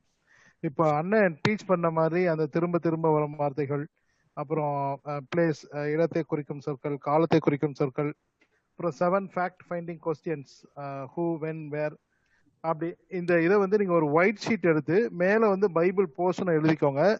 எழுதிட்டு கீழே அப்சர்வேஷன் எழுதிக்கோங்க. எழுதிட்டு இப்போ அண்ணன் டீச் பண்ண காரியங்களை வைத்து நீங்க வந்து நோட்ஸ் எடுத்துப்பீங்கன்னு நம்புறேன் நான்.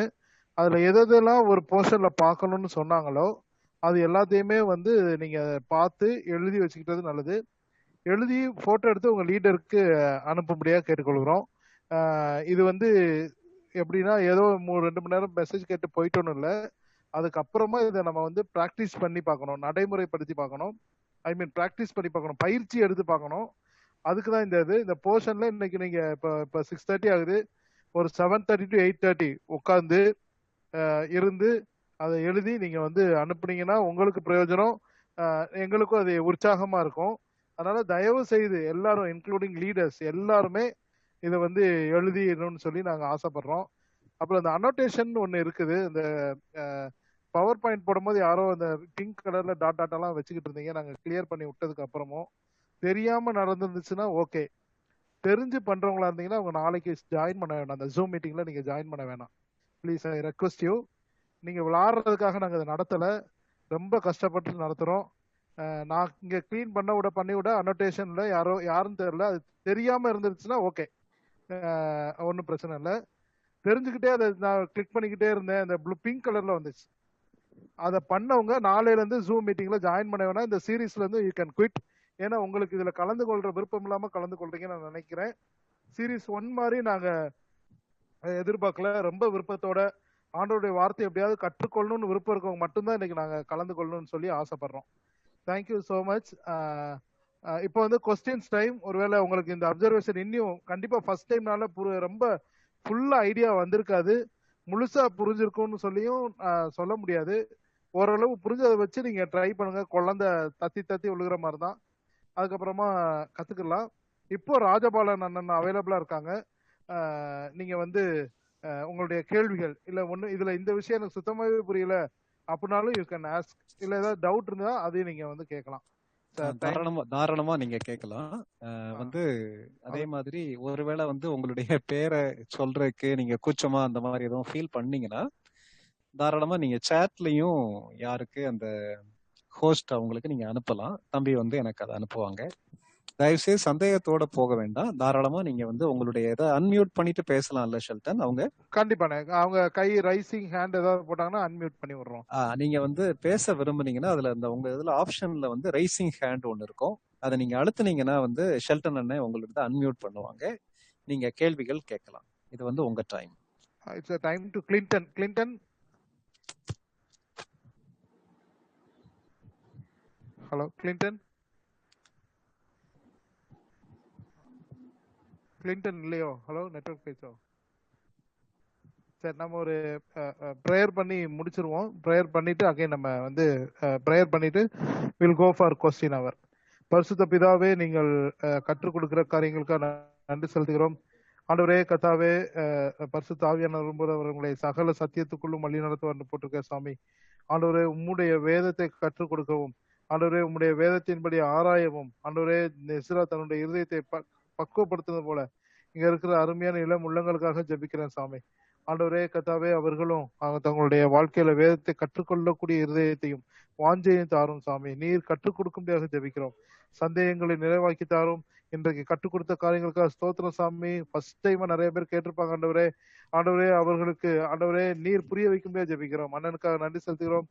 அண்ணனும் கற்றுக் கொடுத்ததுக்காக ஸ்தோத்திரிக்கிறோம் சாமி. இதனுடைய எல்லா விதமான மகிமையும் நீர் எடுத்துக்கொள்ளும். எல்லாவற்றையும் கர்த்தராகிய இயேசு கிறிஸ்துவின் நாமத்தில் கேட்கிறோம் பிதாவே. Amen. Okay, it's a time for questions. நீங்க சாட்ல ஜாபேஸ் எதுவும் வந்திருக்கா? இல்ல, நான் இது வரைக்கும் வரல.